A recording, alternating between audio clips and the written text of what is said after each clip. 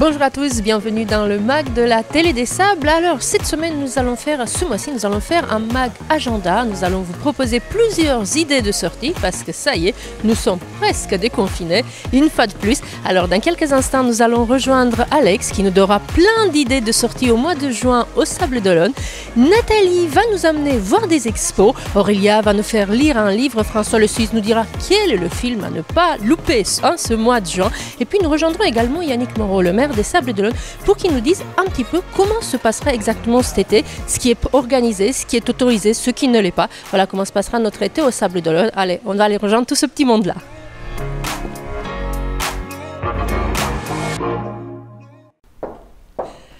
Bonjour Alexandre. Bonjour Aïda. Aujourd'hui, donc, nous aurons l'agenda des sorties avec vous, Alex, dans quelques instants. Et aujourd'hui, nous accueillons une nouvelle chroniqueuse. Bonjour Aurélia. Bonjour Aïda. Vous allez nous faire une chronique livre parce que vous avez eu un coup de foudre. Exactement, c'est un vrai coup de cœur. C'est le premier roman d'une autrice, Hélène Verger, qui a publié aux éditions Robert Laffont, La vie en confetti, en septembre 2019. Mais avant ceci, vous allez regarder l'émission avec nous et surtout, on va voir avec Alex ce qu'on peut faire comme sortie au Sables d'Olonne. Vous sortez un peu au Sable ? Ça m'arrive. Alors Alexandre, qu'est-ce qu'on pourra faire? Pour l'instant, on ne sait pas trop. Il y a des choses qui sont encore en cours de préparation, mais de ce que vous avez pu repérer à droite à gauche, que pourrons-nous faire au mois de juin au Sables d'Olonne? Alors déjà, dans un premier temps, vous rappelez que depuis le 19 mai, les musées ont réouvert. Donc je vous invite tous à aller visiter nos musées, le Masque, le musée du Blocos, le prieuré Saint-Nicolas, et on l'a dit tout à l'heure, Nathalie va nous y emmener. Mais aussi, je voudrais vous parler de deux manifestations sportives qui vont avoir lieu. La première, le dimanche 6 juin, qui est un meeting d'athlétisme à la rue de Lierre. Donc on va retrouver différents champions, Baptiste Renaudin, qui est un perchiste bien connu chez nous, mais aussi le 20 juin, le club Sport Canin Olonnais, qui organise un grand concours d'agility à Olonne-sur-Mer. Donc je vous invite également à aller voir, parce qu'il faut également aider nos associations sportives, et en allant les visiter. Et je voudrais aussi vous parler d'une autre façon de découvrir les sables par le biais d'une nouvelle application qui s'appelle Les Sables d'Olonne Exploration. Et on a une nouvelle petite amie qui s'appelle Lali, qui est une petite surfeuse de 13 ans qui est accompagnée. Dites-moi. Vous m'impressionnez parce que vous pouvez parler sans respirer. Pendant que vous êtes un grand sportif, vous faites de l'apnée ou comment parlez-vous sans respirer aussi longtemps? Pardon, je vous ai coupé. Donc je voulais vous parler de Lali, qui est une petite surfeuse de 13 ans, accompagnée de son amie Penote, qui est une petite étoile de mer et qui permet à nos jeunes enfants de pouvoir visiter et découvrir la ville des Sables d'Olonne. Là, en l'occurrence, Lali et Penote vont nous faire découvrir le remblai des Sables d'Olonne et toute son histoire. Alors c'est un parcours initiatique, on part du centre des Atlantes, du centre culturel des Atlantes, et on déambule tout le long du remblai, on découvre différents... En fait, c'est un peu comme un dessin animé sur le téléphone. C'est un peu ça, c'est un jeu de piste. On l'avait connu l'année dernière avec Léo et Arindel, qui nous faisaient découvrir la Chaume. Aujourd'hui, c'est Lali et Penote. Très bien. Et c'est facile pour les gens comme moi qui ne sont pas très forts de l'application. Oui, parce que ça s'adresse surtout à vos enfants, ils vous expliqueront comment faire. Pas faux, pas faux. Alors, à moi qui comprenne rien, on va aussi... parce qu'il y en a d'autres comme moi. Vous savez comment se passera l'été, cet été, au-delà du mois de juin? Alors, je pense qu'il va y avoir quelques animations, mais on va accueillir très vite dans cette émission Yannick Moreau, le maire des Sables. Comment il me fait de parfaites transitions, Alexandre. Que ferais-je sans vous? Voilà, pour essayer de savoir un peu plus sur comment se passera l'été. Est-ce qu'il y aura ou pas des animations? Y aura-t-il des masques ou pas? On va accueillir Yannick Moreau et ensuite on va se retrouver avec Aurélia, avec Nathalie, avec François. Et puis on remercie... l'hôtel Maison Richer qui nous accueille aujourd'hui. On est dans son splendide patio et on est bien à l'abri et bien au chaud. Avec un café et bien au calme. Yannick Moreau, bonjour. Bonjour. Merci d'être avec nous aujourd'hui. Nous sommes tous très curieux de savoir comment se passera notre été ici au Sables d'Olonne. Et on aurait voulu savoir si vous avez un peu plus d'infos parce qu'il nous en manque beaucoup. Et commençons avec la principale. Masqué ou pas masqué dans les rues des Sables cet été? C'est une bonne question, je vous remercie de me l'avoir posée.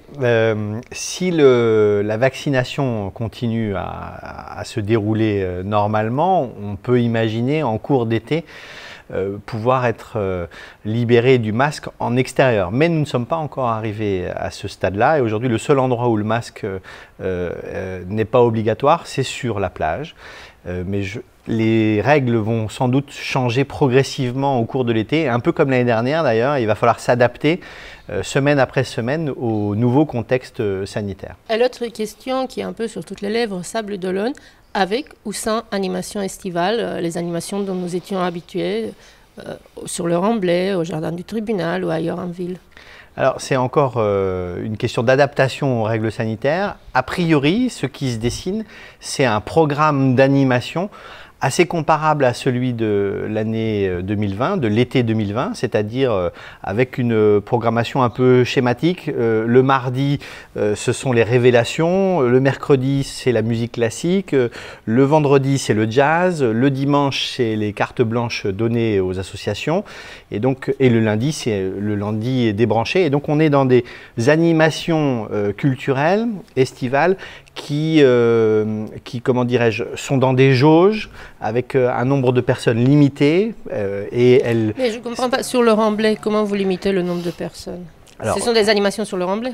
Alors, les animations dont je viens de parler ont lieu soit au Jardin du Tribunal, soit dans les églises, soit aux Atlantes. Voilà, il n'y a pas pour l'instant, il n'y a pas d'animation municipale programmée dans des espaces publics ouverts parce que les règles sanitaires ne le permettent pas aujourd'hui. Si en cours d'été, les règles évoluent, on s'adaptera. On peut imaginer reprogrammer des soirées électro sur la plage de Tanchette. J'espère que le 14 juillet, on pourra avoir un feu d'artifice qu'on imagine assez large, avec 3 points de tir pour pouvoir étirer le public de manière à ce qu'il n'y ait pas une grosse concentration de choses. Et je pense que si jamais on devait porter le masque ce soir-là pour célébrer le 14 juillet tous ensemble devant le feu d'artifice, je pense que ce serait un moindre inconvénient. Mais effectivement, il y a beaucoup de questions et pas encore beaucoup de réponses. Et les choses évoluent de semaine en semaine. Est-ce que, comment vous, les maires du littoral ou de communes touristiques en général, comment vous préparez-vous à l'été, ou je devrais peut-être plutôt dire, comment appréhendez-vous cet été à venir? On a un peu tous, on se parle souvent au sein des associations d'élus du littoral, on a un peu les mêmes sentiments en ces début du mois de juin. Le premier, c'est l'espoir que les commerces vont pouvoir retrouver une activité qui leur permettra de supporter les mois de fermeture de l'hiver. Donc l'espoir d'avoir un volume d'activité suffisant pour qu'elles survivent, ces entreprises touristiques. Et puis on a tous une crainte, parce qu'on l'a tous vécu un peu difficilement l'été dernier, c'est la crainte de la surfréquentation avec plus de quantité que de qualité et parfois des publics qu'on n'a pas vraiment l'habitude d'accueillir au Sables d'Olonne. Et donc, c'est un sentiment mêlé, vous voyez, d'espoir et un peu de crainte sur la capacité de la ville à absorber une vague qui est supérieure à celle qu'on a l'habitude d'accueillir au Sables d'Olonne. Et la bagarre CRS, ça continue? Je crois que c'est un peu la bataille de tous les étés de pouvoir avoir plus de CRS. Au moment où je vous parle, le ministère de l'Intérieur ne s'est pas engagé pour qu'une demi-compagnie de CRS soit en permanence l'été au Sables d'Olonne, ce qui était la demande de la ville de Sables, ce qui était la réalité des renforts de sécurité jusqu'en 2012. La seule chose qu'ils nous ont dit, c'est que s'il y avait besoin, ponctuellement, ils pourraient nous renforcer. Mais le problème, ce n'est pas de gérer l'urgence après la crise, c'est de prévenir les crises. Et la réalité des choses, c'est que la ville des Sables va se retrouver une nouvelle fois toute seule, avec des renforts modestes au commissariat de police pour faire face et assurer et garantir la sécurité des Sablais et des visiteurs. Donc ça promet d'être un été sur les charbons ardents.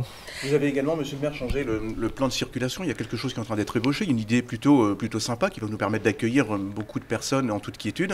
Vous pouvez nous en parler? Alors, on a repris le dispositif de l'année dernière, c'est-à-dire de fermeture du Remblai l'après-midi et le soir, de manière à apaiser la fréquentation et les circulations avec l'endroit le plus fréquenté des Sables d'Olonne l'été. Et puis, on expérimente au mois de juin, le week-end, la fermeture à la circulation du quai du port de pêche entre 15h et 18h30. Et on laisse réouvrir une heure pour que les parkings se remplissent et que les restaurants puissent à nouveau fonctionner. Et on referme à 19h30 jusqu'au couvre-feu. L'idée, c'est de trouver un équilibre C'est d'ailleurs toujours la question au Sable d'Olonne, c'est de trouver des équilibres dans une ville qui parfois est saturée. Trouver un équilibre entre la vie des résidents, la vie des visiteurs, la vie des commerces, et que les choses puissent se combiner, se conjuguer sans nuire aux uns aux autres. Alors effectivement, c'est une expérimentation parce que c'est compliqué de fermer le port de pêche. Beaucoup de commerçants sont sceptiques sur la pertinence, mais en même temps, quand vous voyez la saturation totale du quai et du remblai de la place du Palais de Justice, de la place du Commerce sur les week-ends de l'Ascension et de Pentecôte, vous vous dites que c'est pas raisonnable d'avoir des voitures à touche-touche pendant des heures et des heures. C'est pas ce qui fait vivre le commerce en réalité. Donc je pense que le week-end dernier, premier week-end d'expérimentation, ça a plutôt mieux fonctionné, mais il faut encore convaincre, il faut voir dans la durée comment ça fonctionne et comment on peut ajuster le dispositif pour qu'on puisse trouver un équilibre entre la vie commerçante et la vie des gens qui vivent sur le quartier du Passage ou qui viennent au Sable d'Olonne. Je pense que l'avenir, de manière générale, est moins à la voiture sur les lieux touristiques les plus fréquentés qu'il ne l'était il y a 50 ans. Et je crois qu'il faut qu'on apprenne les uns et les autres à prendre la navette gratuite. Parce que la navette gratuite, quand on se gare à la Sablière à côté des pompiers, c'est le moyen le plus sympa et le plus pratique de venir dans le centre des Sables. On n'a pas de problème de stationnement, on n'a pas de problème, on risque pas de se prendre une amende et on peut aller faire ses courses, on peut aller à la plage pour une durée illimitée. Il faut qu'on apprenne à fréquenter le centre des Sables et à partager le centre des Sables d'Olonne, mais dans une atmosphère plus familiale et plus apaisée. Et donc, en résumé, il y aura là, ce que nous savons aujourd'hui, c'est qu'il y aura quelques animations tous les jours, mais dans des endroits fermés avec des jauges. Faut-il s'inscrire sur Internet ou ailleurs? Oui, le principe, c'est des jauges, effectivement, et il faut s'inscrire, il faut se présenter. Alors, s'il y a des places de libre, évidemment, on peut entrer. Je vous ai parlé du schéma type de la semaine, mais je ne vous ai pas parlé des événements qui font leur retour aussi, puisque le 21 juin, ce sera la fête de la musique, et la fête de la musique sera fêtée au Sable d'Olonne. Alors là encore, dans des endroits clos, ici au Jardin du Tribunal, mais aussi dans la cour d'une école, à la Chaume, dans la cour du château d'Arundel. Donc il y a la fête de la musique le 21 juin, il y a la fête des terrasses le 2 juillet. C'est une fête pour essayer d'encourager nos concitoyens, les Sablais, à faire vivre nos commerçants et à retrouver cette convivialité qui nous a tant manqué. Il y a l'Ironman qui redémarre le 4 juillet prochain, et qui a obtenu les autorisations pour le faire, avec des conditions sanitaires strictes. Mais le 14 juillet, j'espère qu'on pourra avoir un feu d'artifice. Il y a le semi-marathon, il y a le Big Tour, enfin il y a des grands événements auxquels les Sables d'Olonne sont attachés. Mais simplement, les modalités d'accueil du public dépendront des règles sanitaires du moment. Et vous avez compris qu'elles sont en train d'évoluer. Le virus est en train de reculer pour le moment, mais il faut que ce soit un recul durable. Il ne faut pas que ce soit juste un effet d'aubaine du mois de juin et un effet négatif au mois de juillet avec une reprise. Il faut qu'on reste raisonnable et vigilant et qu'on respecte les distances de précaution sanitaire, qu'on respecte le port du masque tant qu'il est obligatoire. Et à ces conditions-là, on pourra retrouver davantage de liberté et réouvrir vraiment l'été au Sable d'Olonne. Écoutez, on vous souhaite un bel été, bon courage d'ici là. Nous, on va rejoindre Aurélia parce qu'on a de la lecture sur la plage. Merci beaucoup, monsieur. Bel été à la Télé des Sables. Alors Aurélia, grand baptême de chroniqueuse aujourd'hui. Oui. Vous lisez beaucoup, vous avez même une chaîne YouTube. Exactement. Depuis quelque temps, c'est une chaîne YouTube dédiée plutôt aux auteurs. Vous donnez des conseils de lecture, non, pas de lecture, d'écriture plutôt, je crois. Les deux, en fait. Voilà. Mais elle en est vraiment à ses balbutiements. C'est le tout début de la chaîne. Et donc, pour le moment, je viens tout juste de la lancer il y a quelques mois. Voilà. Vous êtes vous-même auteur. Vous avez déjà publié, je crois. Non, pas encore. Pas encore. Alors, il est écrit, mais en voie de publication, voilà, c'est ça? Pour l'instant, c'est plutôt en cours d'envoi aux maisons d'édition. Il est en cours d'écriture, enfin, parce que c'est interminable, hein, l'écriture d'un livre. Donc, voilà.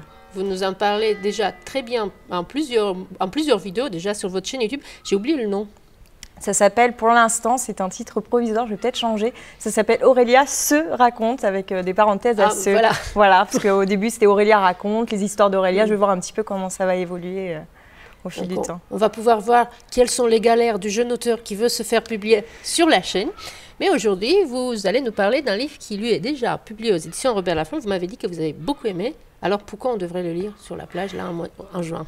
Exactement. Alors déjà, j'avais envie de parler de cette jeune autrice puisque c'est son premier roman, Hélène Verger. Et donc du coup, ce roman, La vie en confetti, c'est l'histoire d'une jeune adolescente, Valentine, qui a entre 13 et 14 ans et dont la vie bascule le jour où elle apprend que sa maman attend un bébé. Donc je ne vais pas vous en dire plus au niveau de l'histoire parce que je préfère vous laisser découvrir par vous-même. Et en fait, moi, ce qui m'a particulièrement plu dans ce roman, c'est notamment cette histoire avec une intrigue qui est très bien menée d'un bout à l'autre du récit, qui est vraiment prenante, on ne lâche pas la lecture, c'est très drôle. Enfin, moi, il m'est arrivé de m'exclaffer à voix haute en lisant ces pages, quoi. Et ce que j'ai aussi beaucoup aimé, c'est que l'auteur a choisi de faire parler son héroïne, Valentine, qui a une façon de voir le monde bien à elle, qui est pleine de fantaisie, pleine de poésie. Du coup, la langue est très belle, elle est très drôle. Et au début, on commence comme ça avec un ton assez enlevé, assez joyeux. Et puis peu à peu, on plonge dans des tonalités beaucoup plus graves. On sombre dans des sujets beaucoup plus sérieux, mais on n'est jamais non plus plombé parce que justement, il y a cette langue qui rend les choses pleines de fantaisie et de poésie, et ce qui fait que la lumière n'est jamais très très loin. Donc c'est aussi ça qui m'a plu dans ce roman. La vie en confetti, Hélène Verger, aux éditions Robert Laffont. Alors, on espère vous revoir dans le prochain MAG parce que là, vous nous avez vraiment donné envie de le lire. Eh ben, j'espère bien. D'ailleurs, je vais te le piquer. Ce sera mon livre de plage. Eh ben, très bien. Et puis, tant que nous sommes dans la lecture, je rappelle à nos téléspectateurs que le week-end du 12 et 13 juin, il y aura ici au Sable d'Olonne la remise du prix du livre de plage. Et puisque les conditions sanitaires ne permettent pas une remise avec du public, le dimanche matin, de 11h ou de 10h à midi, le lauréat du prix, que nous connaîtrons donc dans 2 semaines, ainsi que Jean-Christophe Ruffin de l'Académie française, Jean-Christophe Buisson également du Figaro Magazine. Plusieurs des jurés seront en dédicace au Sable d'Olonne sur le trottoir dans des petits chapiteaux face à la mer. Donc je vous encourage tous à aller passer voir déjà qui est le lauréat. Et puis je ne vous le dis pas parce que vous le savez déjà et ce n'est pas Aurélia qui me contredira. Un livre dédicacé est une très bonne idée de cadeau. Il coûte moins cher qu'un bouquet de fleurs et il dure plus longtemps. Et maintenant, pour le seul jour de pluie du mois de juin au Sable d'Olonne, on va parler cinéma. Et même pour les autres soirs, François Le Suisse nous amène voir le film qu'il ne faut absolument pas rater en ce mois de juin. On regarde. Bonjour et bienvenue, ça y est, on a remis la lumière au Grand Palace et on peut enfin vous accueillir. Et quel accueil avec un film émouvant, remarquable, époustouflant. On n'a pas assez d'adjectifs, de superlatifs, Voilà, on n'a plus les mots pour vous dire la prestation d'Anthony Hopkins, qui est vraiment phénoménale dans The Father. Je vous le conseille, c'est le coup de cœur de l'équipe, le coup de cœur du public, c'est le coup de cœur des festivals. On vous laisse avec le talentueux Anthony Hopkins. On vous souhaite un très bon anniversaire à toute l'équipe de la télé sablaise. 1 an, bravo, félicitations et à très vite au Grand Palace. Quelque chose, j'en suis certain. Il se passe quelque chose de bizarre. Où est le tableau? Quel tableau? Croyez-moi, il se passe quelque chose de bizarre. Est-ce que quelqu'un a vu ma montre? On me l'a volée. Personne l'a volée. Comment ça, personne l'a volée? Ça fait un moment que ça dure. C'est moi! Anne? Des choses étranges se produisent. Qu'est-ce que c'est que ce délire? Où est Anne? Mais de quoi est-ce que tu parles? Mais où est-elle? Je suis là.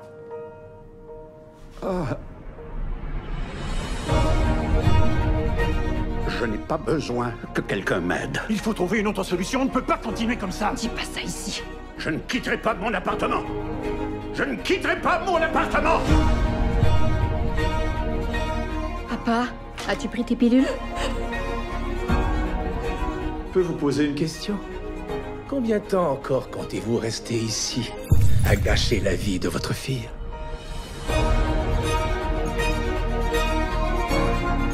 Qui es-tu exactement? Et moi? Papa. Qui suis-je exactement? Merci beaucoup François. Et puis Alexandre, puisque vous nous l'avez très bien dit en début d'émission que les musées ouvraient, on va avec Nathalie aller au Prieuré Saint-Nicolas pour voir quelle est la première expo après confinement. Eh bien nous voici de retour au Prieuré Saint-Nicolas, ce magnifique écrin qui se prête si bien aux expositions. pour découvrir Italia Mia, l'exposition de la Mostra d'Arte. C'est un voyage très coloré qui nous propulse du nord au sud de l'Italie. 16 peintres, 16 styles très différents. Pour certains à la manière de Bernard Buffet, pour d'autres des aquarelles déjantées pleines d'humour. De belles italiennes également, aussi bien des femmes que des bolides. Des toiles humoristiques. Et puis aussi des toiles plus classiques à l'huile ou à l'acrylique. Mais toutes méritent votre détour. Seul un artiste vient de l'extérieur. Il a écrit une biographie sur Géricault que vous pouvez trouver sur les lieux de l'exposition. Les 15 autres artistes sont des locaux, aussi bien amateurs que professionnels. Voilà pour les quelques idées de sortie en ce mois de juin. On se retrouve très rapidement et on va se quitter. N'hésitez pas, comme d'habitude, à nous faire part de vos suggestions, de vos commentaires, à liker, à partager nos émissions. Et puis en attendant le prochain mag, je vous souhaite un bel mois de juin. Allez, on se quitte avec les belles images de l'installation du veilleur du veillon. À très bientôt.